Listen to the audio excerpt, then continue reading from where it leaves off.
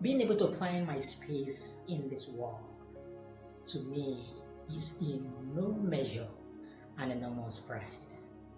Given the fact that we live in a world of innovation, digital revolution, in an era where the new and the innovative is fast turning the world into an amazing place. A man who spoke to my life and gave me a sense of direction. One of my mentors, when I was growing, he said to me, son, if you take good care of yourself, you become an access to your generation.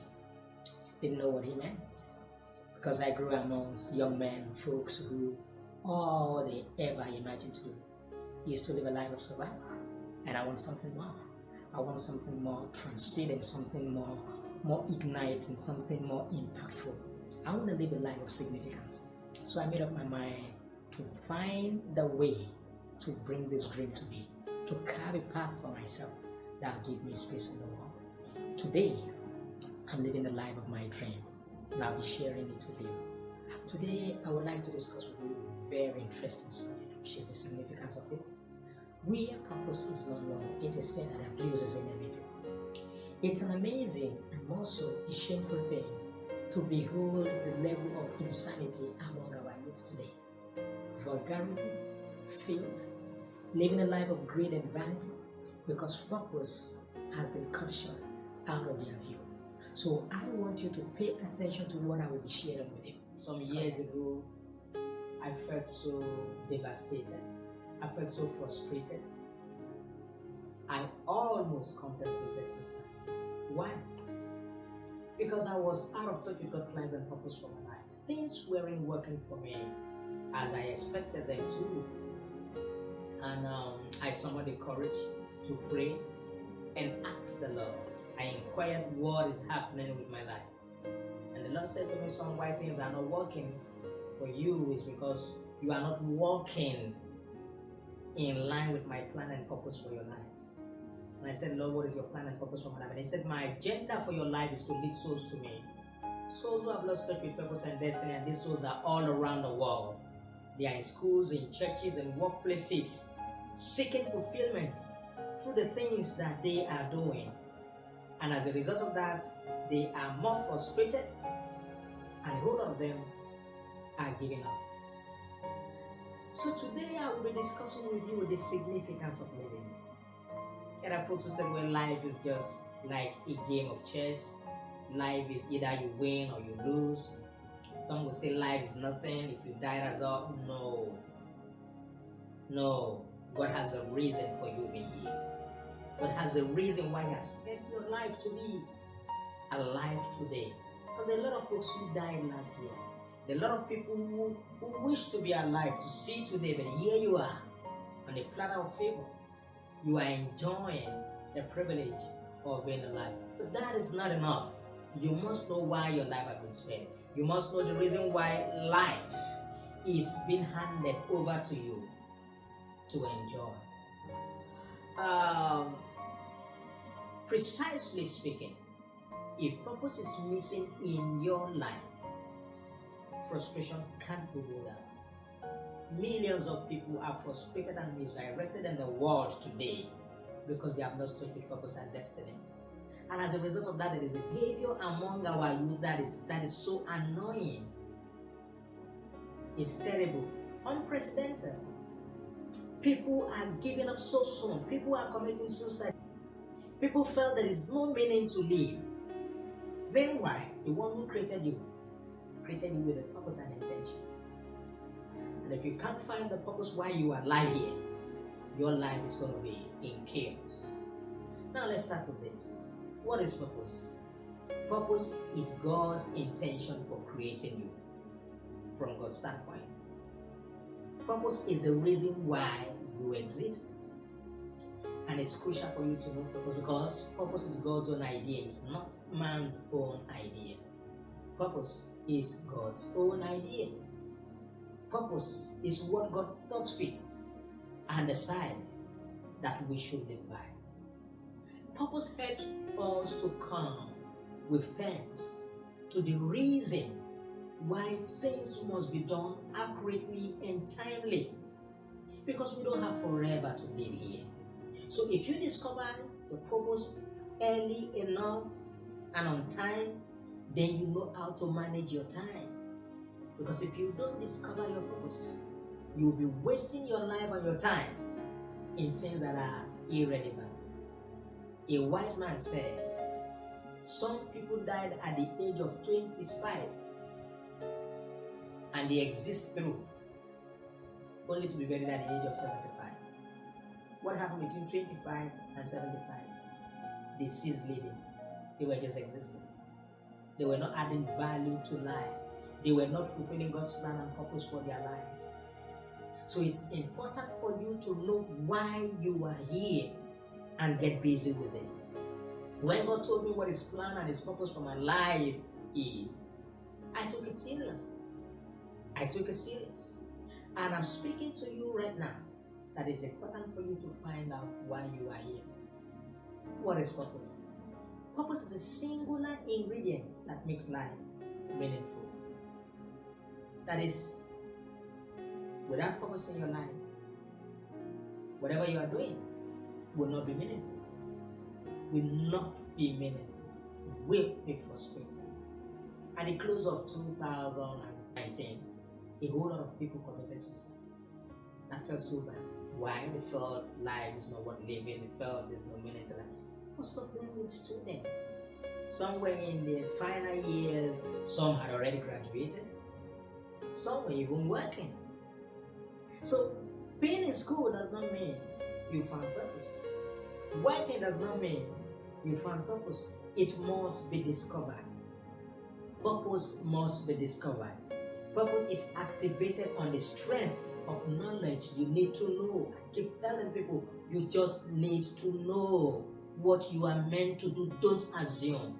The fact that what you are doing is bringing you money doesn't mean it's the purpose of God for your life. Doesn't mean it's the purpose of God for your life. So purpose is what God wants to be committed to.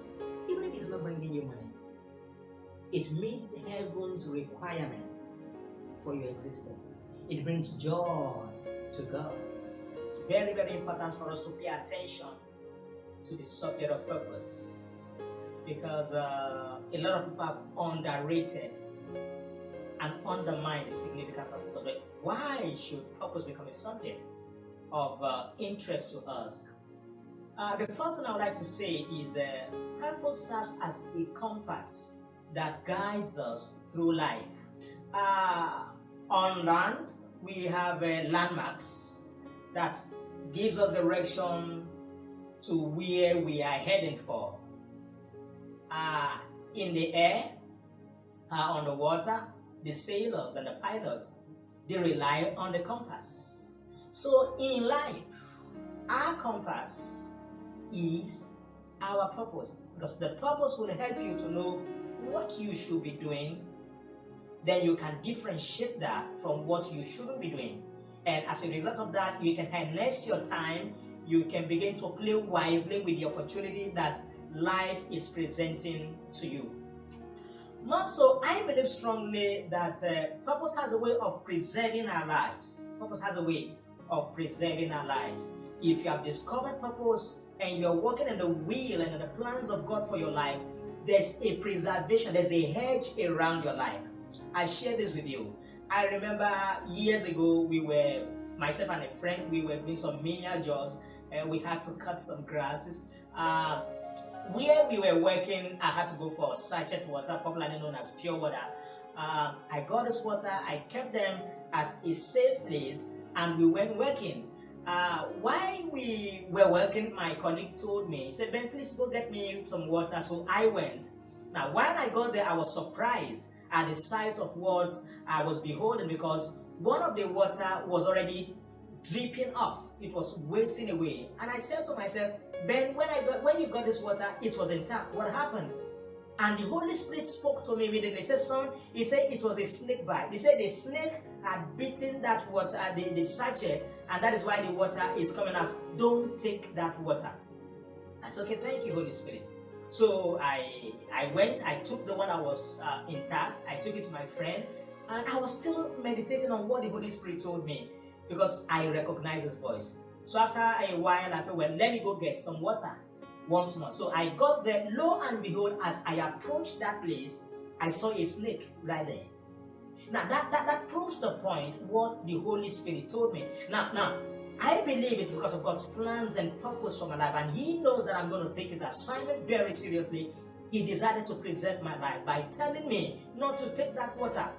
Despite the fact that the water was still clean inside, but the water has already been poisoned by the snake. I can tell you lots and lots of experiences that reveals the preservation of my life.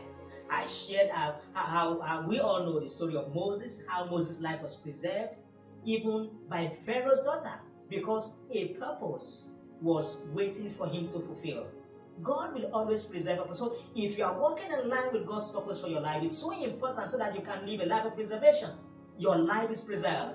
The man of God, Kenneth Hagin of blessed memory, we've all heard the story. He had a heart disease, and it was like he was going to die. But God restored him because of his purpose for his life. And I believe even you yourself, you have your own story, you have your own experience of how God has preserved your life for a purpose. So the importance of purpose is helps us to live a life of preservation.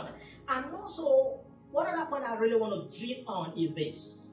Purpose attracts the blessings of God. When you are working in line with God's purpose for your life, it attracts the blessings of God. It attracts God's attention on your life. I've always said is that God will only finance what He has ordered for. If you are working along in the plans of God, you are working according to His plan, His purpose for your life, He will definitely supply all your needs according to His riches and glory. There's this portion of the Bible about the story of Saul in the book of 1 Samuel chapter 10. When Saul met with Samuel, and there's a verse there where the Bible says, men whose heart God has touched went with Saul.